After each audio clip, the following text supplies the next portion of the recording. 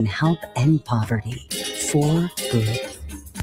Greg Bakun here. I've been talking for a while about how spooky, fun, and fascinating the Minneapolis trolley tours are, but now there's big news. The Candlelight Ghost Tours now begin at the historic Pillsbury Club, a beautifully restored haunted mansion once owned by Charles Pillsbury himself. Believe it or not, the interior is nearly 200 years older than the exterior. How is that possible? You'll have to come out and find out. Before or after your tour, stop by the on-site market featuring a curated collection of handmade goods, artisan crafts, and locally inspired treasures. Perfect for picking up a keepsake to remember your haunting adventure. You'll also find exclusive spooky merchandise from Tales of the Crypt and Elvira. Then, climb aboard the climate-controlled trolley as we travel through Minneapolis's haunted hotspots, uncovering ghost stories that locals would rather keep buried. The mansion is restored to perfection, and there is no better way to spend an evening. Visit MinneapolisTrolleyTours.com for tickets and more information. Greg Bakun here. It's nice to get out of the Twin Cities and take some travel excursion to some great locations. Minnesota has so much to offer, which is why I love traveling down to Wabasha and staying at the historic Anderson House Hotel. Opened in 1856, this beautiful hotel offers comfortable accommodations, has a delicious restaurant, and even a speakeasy in the basement to unwind with a drink. Located next to the Mississippi River and on Main Street, there is a lot of sightseeing and shopping to do too. To get more information, go to theandersonhousehotel.com.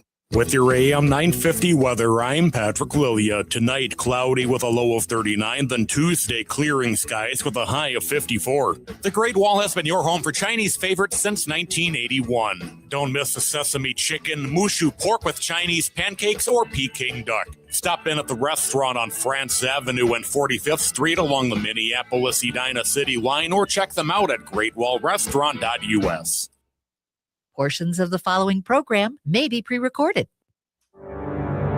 The views expressed and the opinions given by the individual host, guest, random reptoid, or chupacabra may not necessarily reflect those of AM 950 Radio, its affiliates, or its sponsors. Now, it's time to step into the unknown.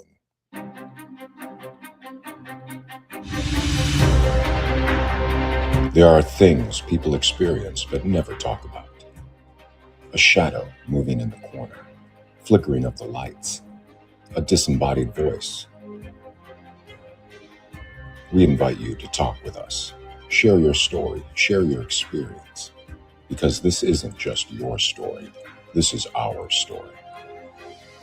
This is GhostBox Radio with Greg Bakun. And this is GhostBox Radio on AM 950, where every night we talk about the paranormal, ufology, Bigfoot, and so much more. My name is Greg Bakun. Thank you very much for joining us. I hope you all had a great weekend. Boy, what great weather, huh? How unfortunate we're going to go back down to the 40s here a little bit, but that's okay. Such is how spring works. You know, let's get to this. I mean, tonight we're going to be talking monsters, and we're going to be talking about all sorts of concepts that you may have heard of, but you may not know a whole lot about. And there is a great new book that is coming out that I want to talk about. And the author of the book is one of my favorite people, actually, because he writes about these creatures, these monsters, these entities. He appears on programs about them. He really is a study in them. And when he comes out with something new, any kind of book, if he's in any sort of a documentary or anything, I personally always make sure to take notice of it, and I know a lot of you do as well. It is very hard to get this person. He's very busy, and I really appreciate him taking the time to do this. So I'd like to really thank and welcome Lyle Blackburn to the program tonight. Lyle, how are you doing tonight? I'm good. Thanks for having me. Oh, thank you very much. I've been kind of tiptoeing around what this is, but the book that we're going to be talking about, probably for the most part of the show tonight, is something that is brand spanking new. It's shipping out now. It's called True, Terrifying Encounters, Bigfoot, Dogman, Devil Monkeys, and Other Mysterious Manimals. Lyle, everything about this book is intriguing. As I told you before the program, I ordered my book, I think, on Friday, so I'm excited to get it. Can you start us off by talking about what this book is all about, please? Yeah, it's kind of an exciting project because I think this is about my ninth book, maybe 10th. Jeez. And but what really got me started with my love of cryptid books dates back to kind of the heyday of the 1970s when you had all these pocket paperbacks that just had incredible stories about Bigfoot, the Yeti, abominable swamp slobs, and other strange things from John Keel and Daniel Cohen and authors like that. And so, what I wanted to do was to put out sort of a retro style pocket paperback book that contained uh, allegedly true encounters with cryptids, and ones that I've collected over the years that I wasn't able to really put into my other books per se, because a lot of my books are about a case like the Beast of Boggy Creek, or um, the Lake Worth monster, or Momo the Missouri monster. They were very, kind of confined, but you would get these random encounters from witnesses that sort of would just always intrigue me. So yeah, so basically, the book, here's an actual copy, and as I said, it was inspired by these old pocket paperbacks that I have. Wow. Many many cool ones from back in the day, and they all had a certain kind of look and feel to them. And this is actually, This Strange But True is the first cryptid book I ever had right here. Wow. And so anyway, so if you look at the size of the book, my book, and this book, yeah, it's that old school style. It's, not a huge book.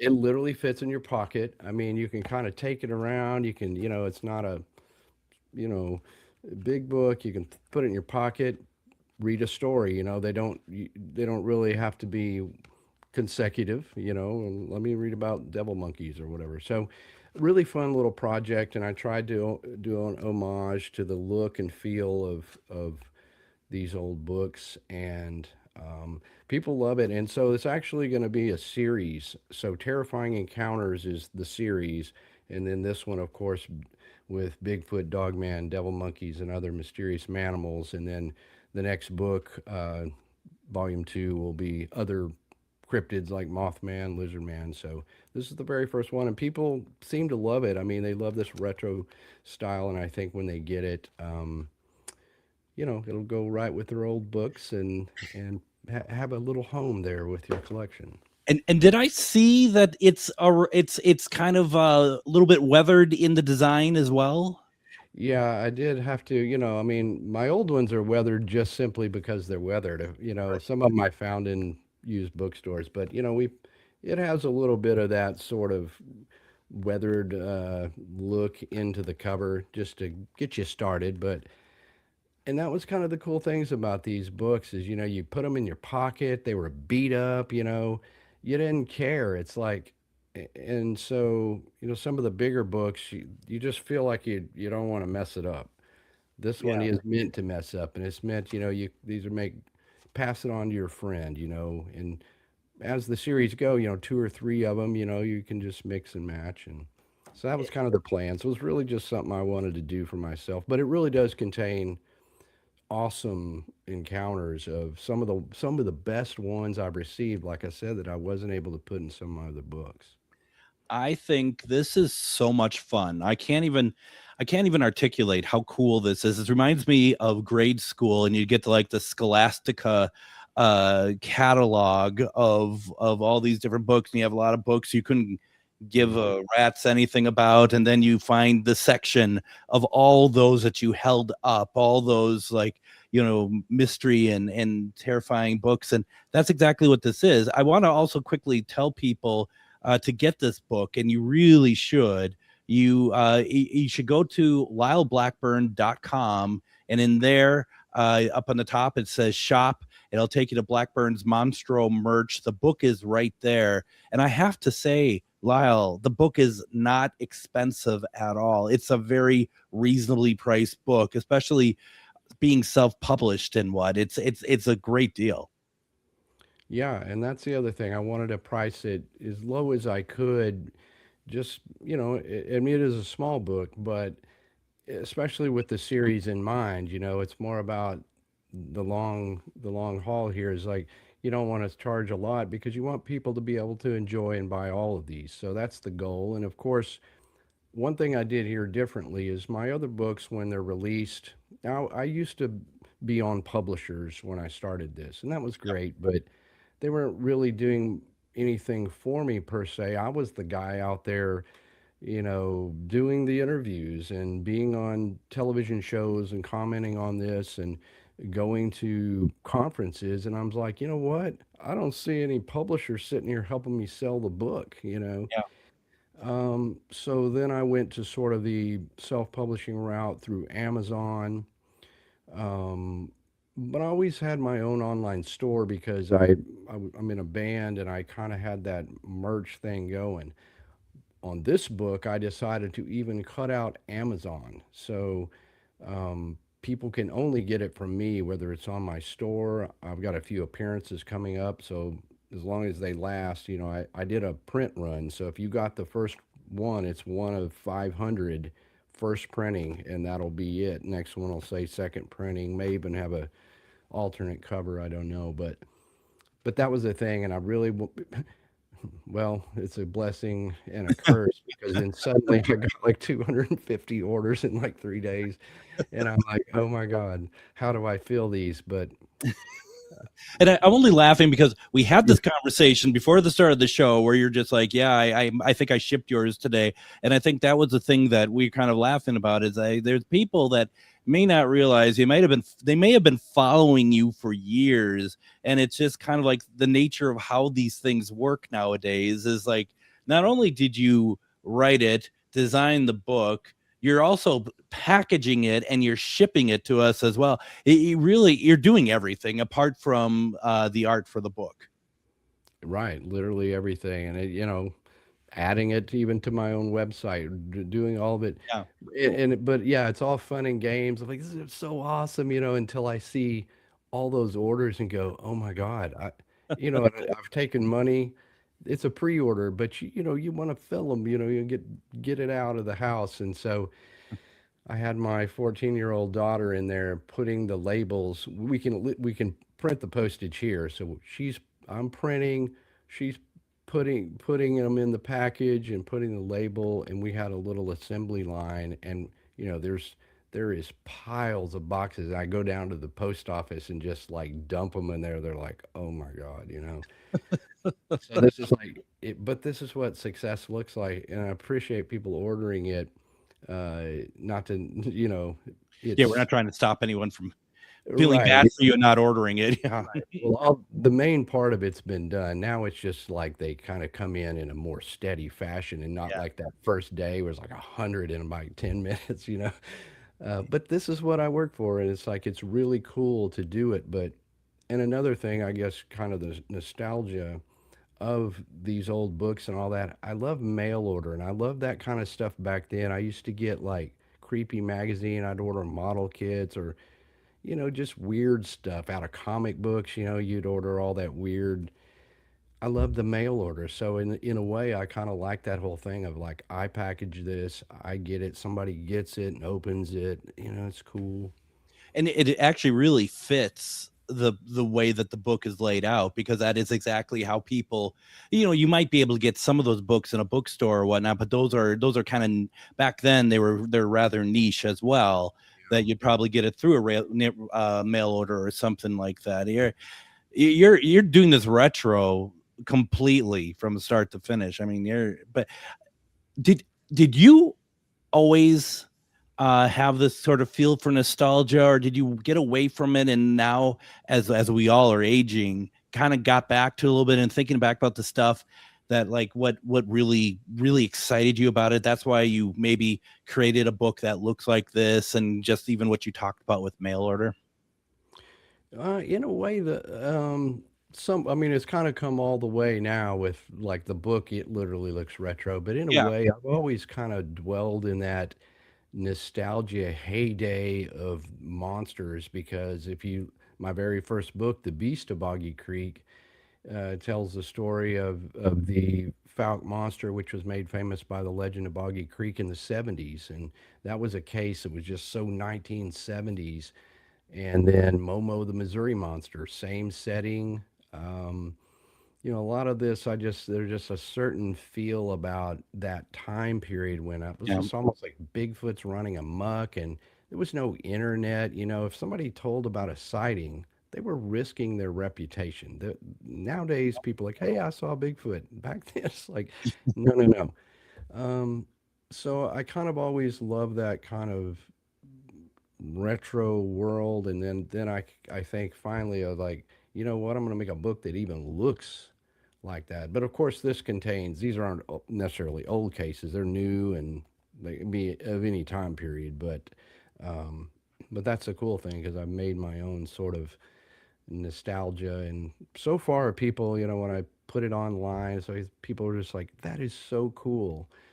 I think people appreciate that, especially people at least of our age and of this paranormal world. You know, that they miss some of this stuff. You know.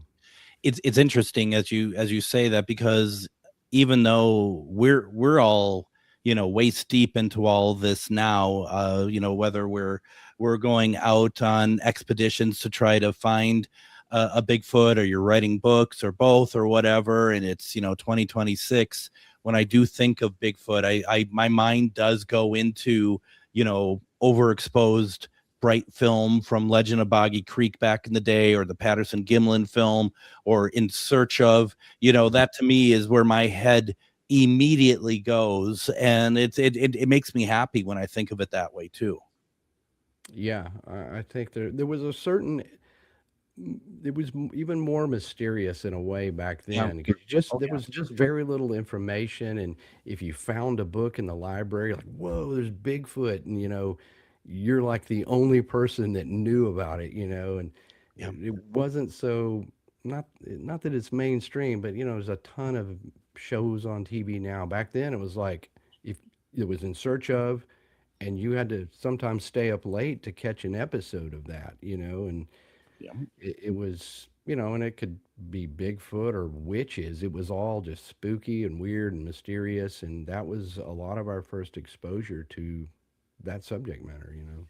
I have, and I'm sure you do too. I have the box set to In Search Of on DVD, which Hmm. I go back to on a very regular basis, and it's, you know, and I hope they never remaster it, because it has to look fairly cruddy for it to work for me, Yes. with the sound kind of blown out and stuff on it as well. Also, as you talked about Boggy Creek, I just have to say, in my lifetime, I never thought that I would be able to get the film in 4K, let alone the soundtrack.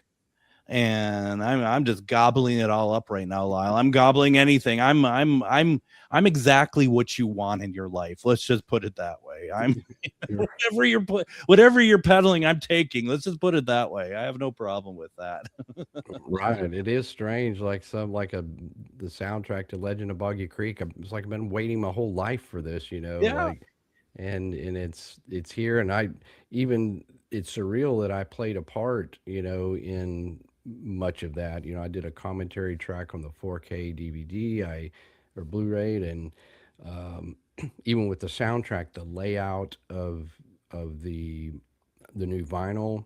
You know, I did the liner notes, and it's just it's so cool, you know, to be a It part of is. that. It's like, and it's just dragging that retro stuff just forward to where old fans and new fans, they have something they can put their hands on. Well, and I think you're selling yourself short even a little bit. Didn't you find a reel or two of the film that was necessary to kind of do some of these current restorations? Yes, I started working with Pam Pierce, and she's the daughter of the original director Charles B. Pierce. And she came into the scene. I'd already written The Beast of Boggy Creek, and that had been out for several years. And then she kind of finally came on the scene and kind of had this fire that she wanted to find and remaster. So we were looking for a print that was of the best quality we could find, and we did find one where we were gonna master for that, and then she ended up finding a one better original and the negatives. So Wow.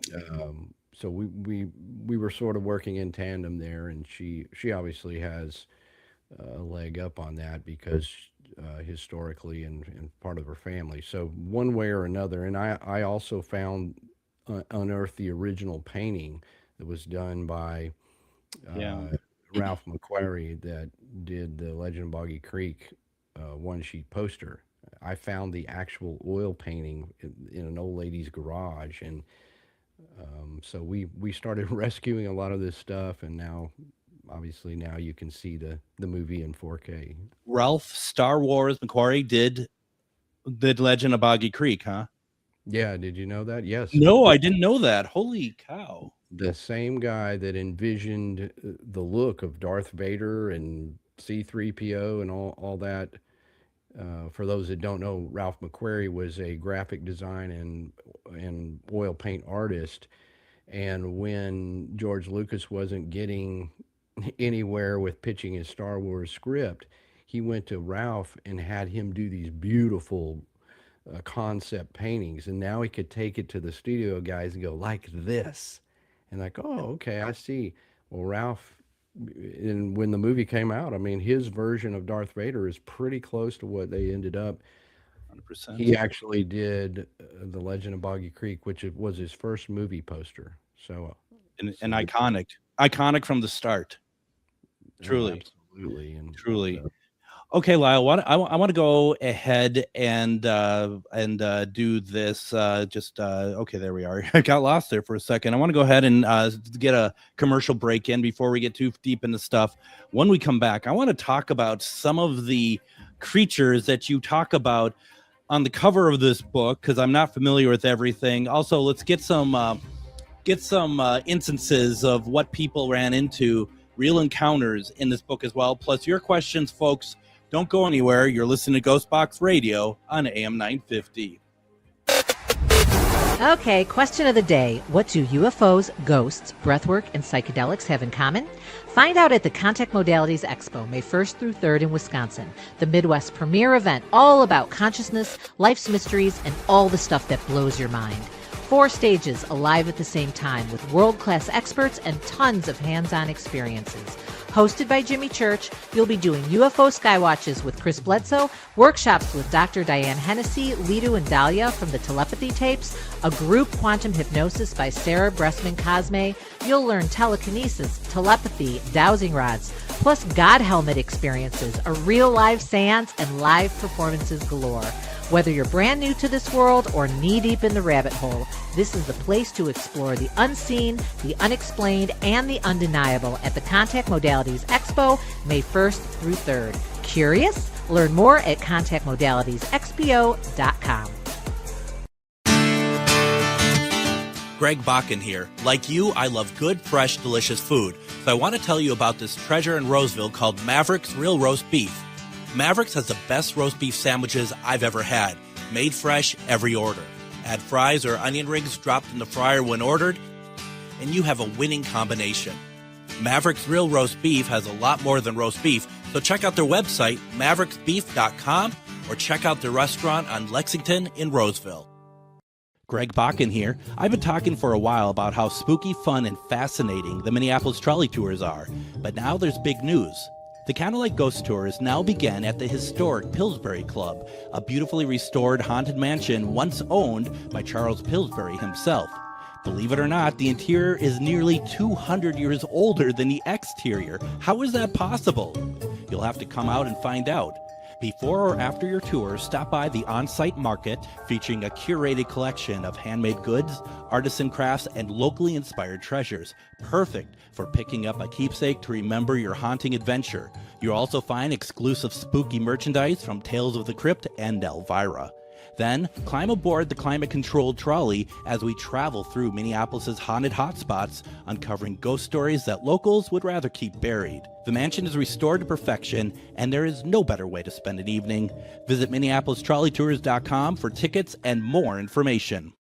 Greg Bakun here. It's nice to get out of the Twin Cities and take some travel excursion to some great locations. Minnesota has so much to offer, which is why I love traveling down to Wabasha and staying at the historic Anderson House Hotel. Opened in 1856, this beautiful hotel offers comfortable accommodations, has a delicious restaurant, and even a speakeasy in the basement to unwind with a drink. Located next to the Mississippi River and on Main Street, there is a lot of sightseeing and shopping to do too. To get more information, go to theandersonhousehotel.com.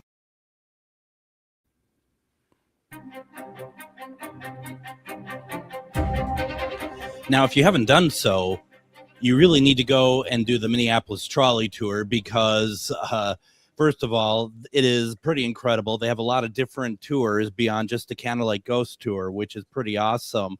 But as I keep telling people, these tours start off at the Pillsbury Club, which is an amazing mansion. And as I say in the commercials, the interior is older than the exteriors. And at that, it's very beautiful. The whole evening is such a wonderful experience that I'm going to go as far and say I guarantee you're not going to have a bad time doing this, especially as we're getting into spring. You're going to be able to get out at some of the stops, enjoy the weather, go to a few places that are notorious in Minneapolis history. I really think that this is something worthwhile for you to check out. Go to minneapolistrolleytour.com, check it out, and you're going to have a great time. Also, if you want to have a great time, come out and join us this Wednesday. Ghost Stories and Beyond returns for April. On April 1st, we are talking about Legends Unseen, and it's a lot of stuff that we're talking about tonight. So we're going to be talking about that. I think I'm going to basically big up your book, Lyle, about getting people to maybe get some copies and sell them on it while I'm doing this, because this is exactly what people want to read, and I think people are going to really enjoy it. Ghost Stories starts at 6:30 p.m. At Billy's Bar and Grill in Anoka. It costs $10 to get in. Does not cover food, but it is half-price hamburger night, so you're going to enjoy that. And then finally, we can announce we've been really bigging up the May Ghost Stories. We're really excited about it. We're going to be able to talk about it on Wednesday, announce it as well. So make sure that you come on out for that. We've had some really good turnout recently, and would love to see you out there as well. Tonight, we are talking about Lyle Blackburn's newest book, True Terrifying Encounters, Bigfoot, Dogman, Devil Monkeys, and Other Mysterious Manimals. And this is fun. It was also fun, Lyle, is seeing your excitement talking about it, because I can imagine exactly, and I know exactly what you're trying to get with this book, and that's really fun to see too. Yeah, I mean, I think I learned long ago is the best thing to do is do the things that make you happy, because you can't really please everybody. You can't outguess everything. Yeah. So I always try to do something that excites me, and hopefully other people, are equally as excited. And I know you are, because you know exactly where I'm coming from. I do. But I think, so far the reaction, like I was saying before we started the show, I saw one guy who got his book and he posted it right next to a really old 70s book. He said, Blackburn nailed it. It's so cool. That right there is like, yes, that's what I was trying to do. And it's just fun, It is fun. And now, once again, you can get the book. Go over to Lyle's site, lyleblackburn.com.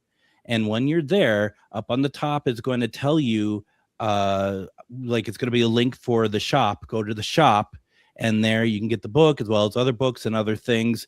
When you go to lyleblackburn.com, you're going to be seeing exactly how busy you are, because it has all your appearances right at the front there, and you're a busy person, aren't you? It's a very busy life. Between the band stuff and the cryptid stuff, there's never a dull moment. But this is what you work for, so I tend to just try to do it all, and like I said, just enjoy it. So, and congratulations on that too, well deserved. Now there are some creatures that you put in here that I'm not quite sure what they are. Obviously we know Bigfoot, Dogman. I want to ask you on some of them, and you can tell me what they are. Now, first of all, when we use the term manimal, I'm thinking about the 1970s TV series Manimal. But that's Manimal, first of all, is going to be kind of half man, half animal sort of thing, basically. Yeah, basically. You know, and well, it's alliteration, mysterious manimals. It just sounds good, right? But It does. manimals to me, obviously, is like something that can walk upright because, you know, we pride ourselves and we are bipedal and we're the only ones. But of course, you know, you have Bigfoot and um, I include goatmen in here. So these would be these upright, you know, man, goat, beast things. So Mhm. anything that sort of was upright on two legs or remotely in the Bigfoot category um, that was hairy. So that, you know, like I said, with the series, I try to group these into sort of the best you can, similar category of creatures. So. And when we're talking about Manimal, we're not talking about Simon McCorkindale. We're talking about the actual animal, not the Manimal from the TV series. So okay, what is an anomalous ape? An anomalous ape, that was a category that I had gotten some reports and I'd run across reports where people had described seeing it was a Bigfoot, but not a Bigfoot. It was like an anomaly that just kind of fell in the cracks. That was, people would describe this creature as, you know, usually standing upright, but it could be shorter, much thinner, sometimes gaunt, Yeah. not the typical coloration, you know, sort of the black brown Bigfoot. Just something about like emaciated or just bizarre. And those are the ones that just had no category. It's like, I'm not sure if that's a Bigfoot. There was one where this woman and her, I think it was her husband or boyfriend, they're driving along a kind of a old county highway at night, and she begins to notice a figure standing over on the right hand side of the road. And as she got closer, she realized this is not a person. It was something covered in hair and it was standing upright. But it wasn't the description you would think of as just your typical Bigfoot. It was this thin, strange creature covered in hair. And so a little bit of a alliteration there with anomalous apes, just these things that didn't quite fit into Bigfoot. But I thought it seemed rather terrifying just simply because this is just completely unexplainable. Would you maybe would you put those anomalous apes with something like Minnesota Iceman? Could, yes, that would be something that I think you know, it's like that almost looked somewhat primitive man-like, Yeah. more so than your usual description of Bigfoot. Yeah. So yeah, it just falls kind of in the cracks of what is it? You know, is doesn't seem like a typical Bigfoot. It's not a man necessarily, or yeah. So just strange. It is strange and, and really cool at the same time. Not that I want to be walking in the forest and seeing an anomalous ape by any stretch of the imagination, but I will tell you the last commercial that we played for the Anderson House, I've been over in that area, and we've gone because it's right on the Mississippi River, the hotel, and across the river, because I'm in Minnesota, across the river is Wisconsin, and it's dense forest, and we have on one end we have played what we believe are recordings of Bigfoot, and across the river, and we've gotten tree knockings, and we've gotten some howling of some sort back as well, which is pretty incredible. What I will never understand, and people are telling me it's a fish, and it could very well be, I guess. While we were doing that, something came out of the water and splashed back in, and it's just, you know, is it a big fish? I mean, because it is the Mississippi River, obviously. I mean, it's not impossible, but at the same time, the timing was absolutely perfect. So I don't know. It's just very, I mean, but that's the thing about this. That's what this is all about. You know, it's like we're creating our own version of the stories that you have in your book, and that's the fun thing about it all, because you can have those adventures too, hopefully safely. Right. Yeah. I mean, you'd be surprised, how many people we get to talking to them will say, I don't believe in Bigfoot, but there's this one time, There's that one time. and then they'll tell you of something, or their cousin, well, my cousin saw something. I mean, there's a lot of people that have, now whether they're all Bigfoots or anomalous apes or whatever, it remains to be seen. But there's a lot more things that have happened and people have seen that people just don't realize the numbers of these mysterious encounters. I think that's the greatest and I run across this with paranormal investigations, actually back when I was doing my web series. And I remember one guy comes up to me at the location I was shooting at. He's like, I just want you to know I'm a skeptic. I'm like, okay. Fair enough. There was that one time. And what he explained was perhaps one of the greatest paranormal stories I've ever heard in my life. And it's like, and you're still a skeptic? Yeah, I am. Okay. Then he continues on. And then there was this other time, like, what does it take, buddy? What does it take for you to maybe just let go of that and be okay with it? Now, we're going to need to get the break here again in a little bit, but I got to ask you, because we talk, you talk about like the goatman, we talk about Bigfoot, obviously, Dogman. Do you have an opinion? Do you have a thought for yourself and your own belief system, if these are creatures that exist and continuously roam the earth, or that there is something more, dare I even say, magical about them or interdimensional about them?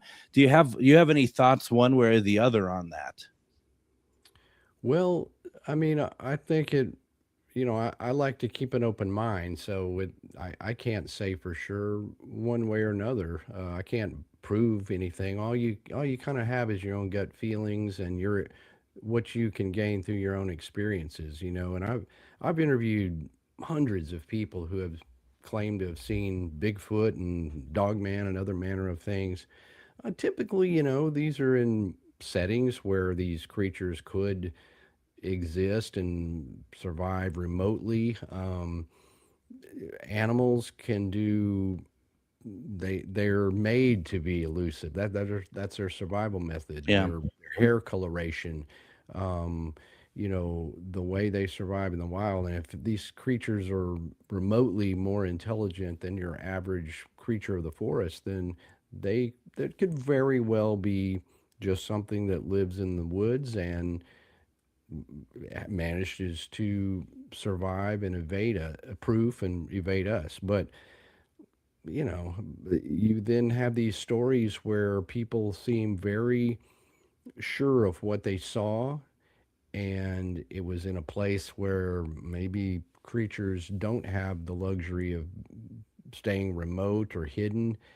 It's hard to explain those. And even in my book, there's a few that are just kind of like in the goatman category. That a police officer literally hit a goatman thing. It's unexplainable, and that edges way more on the paranormal. So yeah, I think there's a lot of things we just don't have a grasp on or understand. But at the bottom line, there are people, and credible people, have definitely seen stuff that we just can't explain.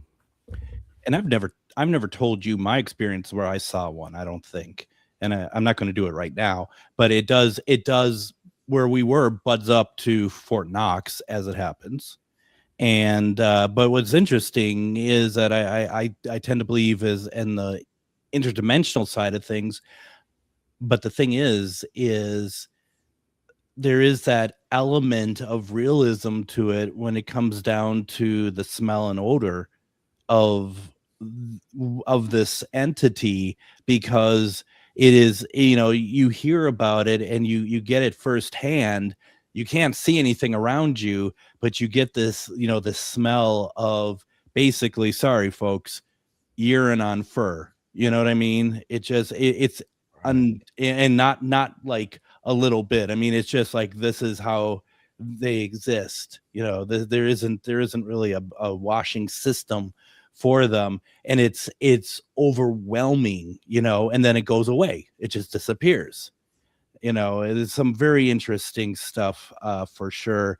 Lyle, I think what I would like to do right now is I would like to go ahead and take our next break. When we come back, let's talk about some of the encounters and talk about some of the things that people will be able to find when they get the book, because you all do need to go to book. You need to go to lyleblackburn.com. Don't go anywhere. You're listening to GhostBox Radio on AM 950.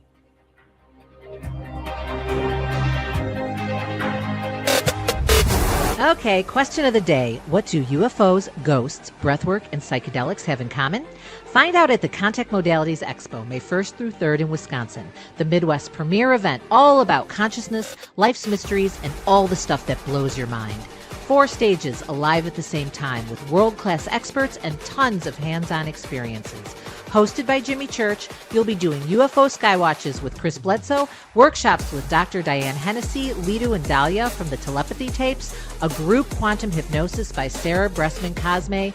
You'll learn telekinesis, telepathy, dowsing rods, plus God helmet experiences, a real live seance, and live performances galore.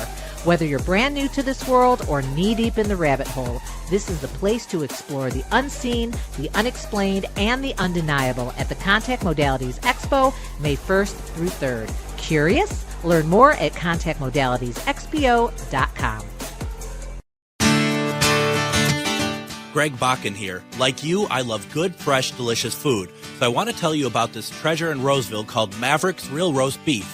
Maverick's has the best roast beef sandwiches I've ever had. Made fresh every order. Add fries or onion rings dropped in the fryer when ordered, and you have a winning combination. Maverick's Real Roast Beef has a lot more than roast beef, so check out their website, mavericksbeef.com, or check out their restaurant on Lexington in Roseville. Greg Bakun here. I've been talking for a while about how spooky, fun, and fascinating the Minneapolis trolley tours are, but now there's big news. The Candlelight Ghost Tours now begin at the historic Pillsbury Club, a beautifully restored haunted mansion once owned by Charles Pillsbury himself.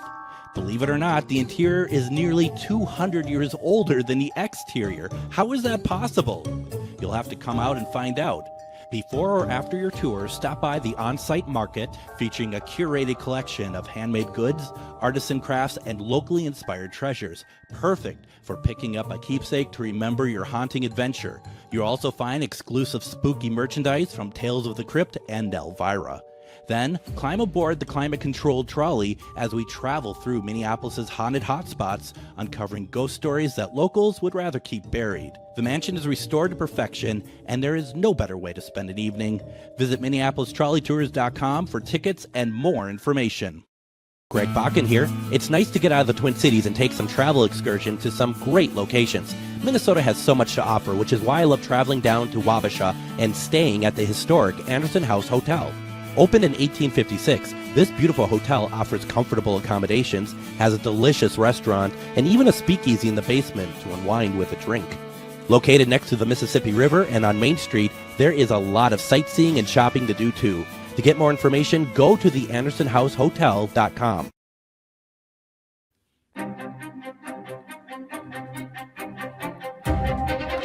And join me tomorrow on GhostBox Radio with Greg Bakun. We are going to see the return of author Tim Rayburn. We're going to be talking about, and I know we're a little bit late on this. I didn't even know he wrote this book, to be honest, but I always love to have Tim on and talking about his books. We're talking about scary stories of Valentine lore. And this is, if you have a relationship or something, this might be something you might want to listen to. So check this out tomorrow. Scary Stories of Valentine Lore. Tim Rayburn's going to join us Wednesday. We're going to be talking with John Santa of Santa Paranormal. We're going to be talking about being a paranormal influencer. He goes out every night and he does spirit box sessions, and we're going to be talking about that. Thursday, as we're getting into Easter, we're going to be talking about the Shroud of Turin. It's a subject that has fascinated me for decades and decades and decades. Funny enough, first time I ever heard about it was going to be on the program In Search Of, so kind of ties it all back. And then Friday, as always, is Casual Friday. And I do want to say, Jason has been in the comments the whole show talking about how much he loves my show, which I really do appreciate. And he says, Lyle Blackburn is awesome, amazing, fantastic, and appreciated. So there you go. That's how that works, Lyle. Jason, that's super awesome, man. I appreciate that. Yeah, no, that's great. And Jason, really appreciate that you are enjoying the show, and I'm glad that you are checking out other episodes as well. I mean, this is, when I do this sort of thing, it's kind of the same thing that you're doing with the books. You're kind of harking back to a period of time that we think is kind of lacking a little bit nowadays, and trying to recreate those moments. That's how I feel about my show, at least. Right. I mean, you kind of, you have these visions of I don't know, an atmosphere or something. It captures a moment in time, something that had a special quality to it. And I think these also inspire us, to do, whether it's write a book or you have a radio show. And you want to convey that magic moment and capture that and bring that feel to your work, Very much so, very much so. Now, the book, once again, folks, is called True Terrifying Encounters, Bigfoot, Dogman, Devil, Monkeys, and Other Mysterious Manimals. And you can get that go over to lyleblackburn.com, click on shop, and there's going to be books, apparel, music, other things, and you're going to find it there. And for this book, it's $13, which is a very good deal. Then shipping as well. And mine is on the way, and I'm excited about that. I can't wait to read it. Can we talk about a couple of the encounters? Because I'd love to know some of the stuff that you put into the book, and I think other people would like to know that too. Oh, absolutely. There's this, in the theme here, obviously, is terrifying encounters. So these had to have some substance to the encounter. It can't just be I saw Bigfoot walk across the road. These are ones where there's a significant amount of detail. The witness saw it pretty well. One that stands out to me, and it's kind of appropriate to a show called GhostBox Radio. This is how all this works, and how sometimes you run across an encounter you would have never heard of. I was out a few years ago in Georgia with my longtime research partner, Cindy Lee, and my girlfriend. And we went to the Chastain House in Blue Ridge, Georgia. I don't know if you've heard of that place. Mm-hmm. Yep. It's a notoriously old haunted place in Georgia.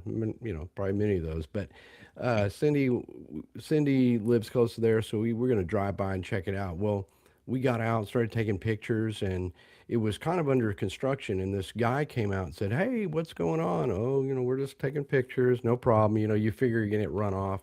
Well, I'm with two lovely ladies, so of course he starts talking. He doesn't know who I am, didn't care, but he starts talking. Anyway, long story short, he and his brother were working on the Chastain House, trying to restore it, and they allow paranormal groups to go in there and do research. His brother was kind of more softly spoken and very shy, and the other guy was giving a tour of the house to the girls, and he began to, and I explained, I mostly research cryptids. He said, "Well, some years ago I had a really frightening, traumatizing experience in which I saw a Bigfoot." I said, "Really?" So he explained that he was up in Polk County, Tennessee. This would have been around 2009, I believe, his story took place. But this guy was authentically rugged. This guy looked like a hunter through and through. He was a deer hunter, and he said he was going out to do some solo hunting, and he hiked in with a tree stand on his back for a couple of miles deep into the woods. And he was going to set up this stand, and he knew the spot, some trophy deer back in there.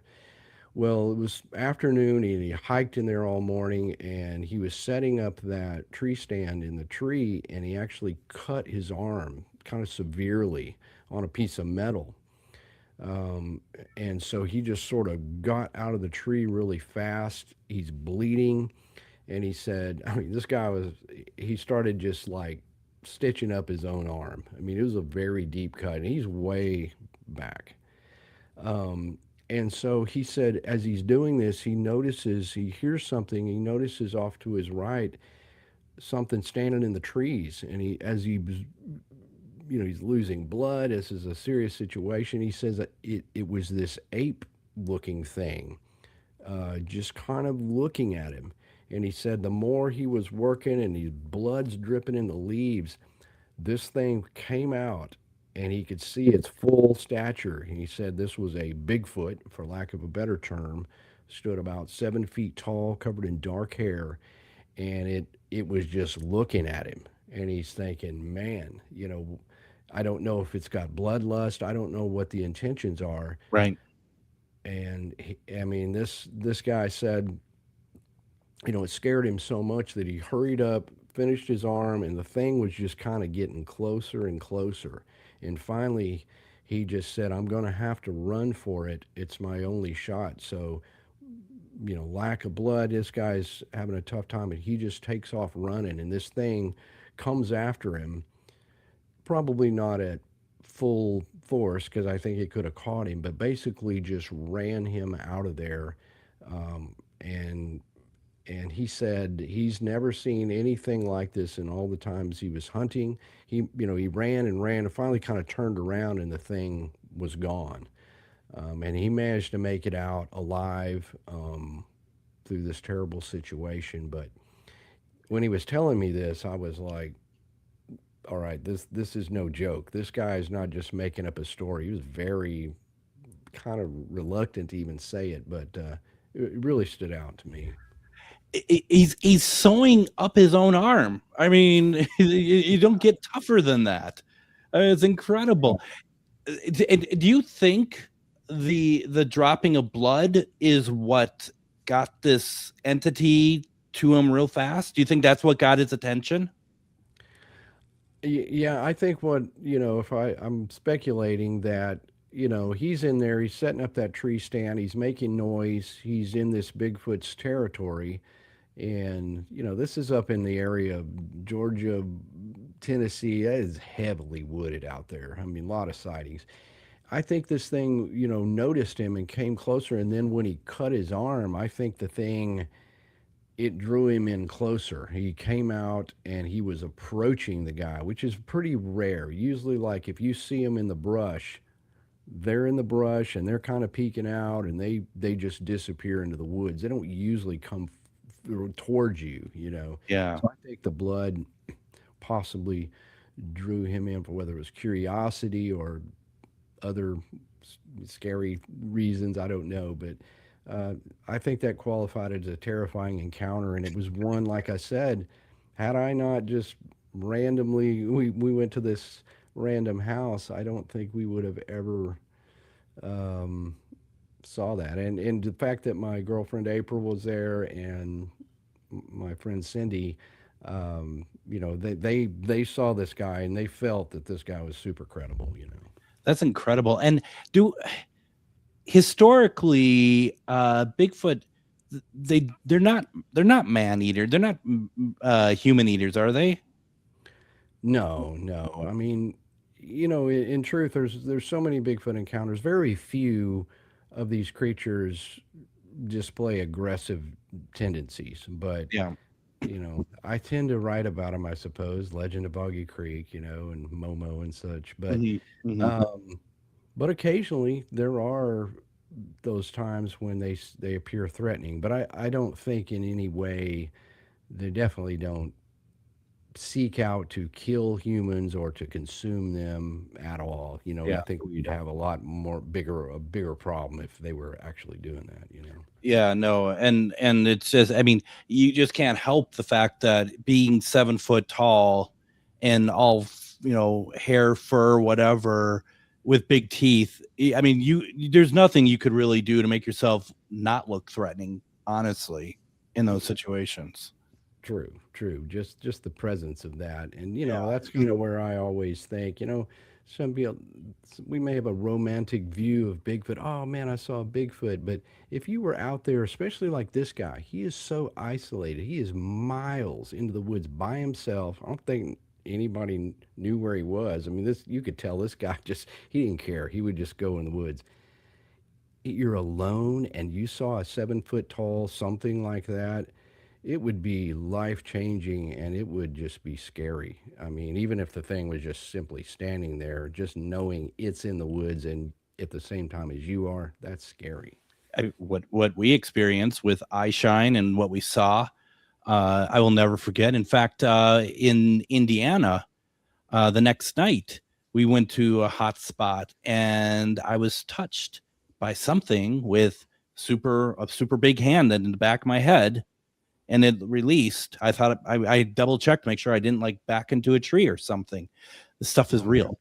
Yeah, no, this is incredible. I mean, and like you said, it is life changing very much as well.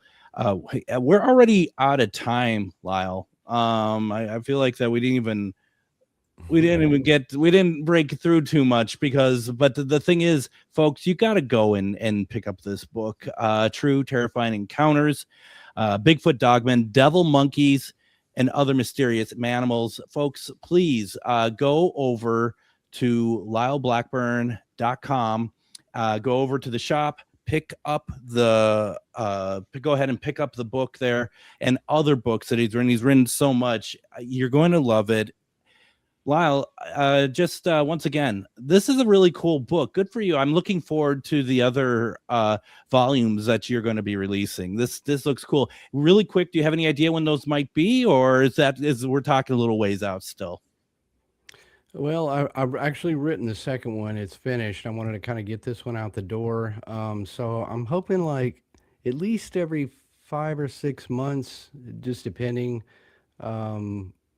to get them out. So hopefully a faster schedule and, to get them in people's hands. So awesome. Thank you, Lyle. Everyone will be back tomorrow talking about Valentine's Day. Have a good night.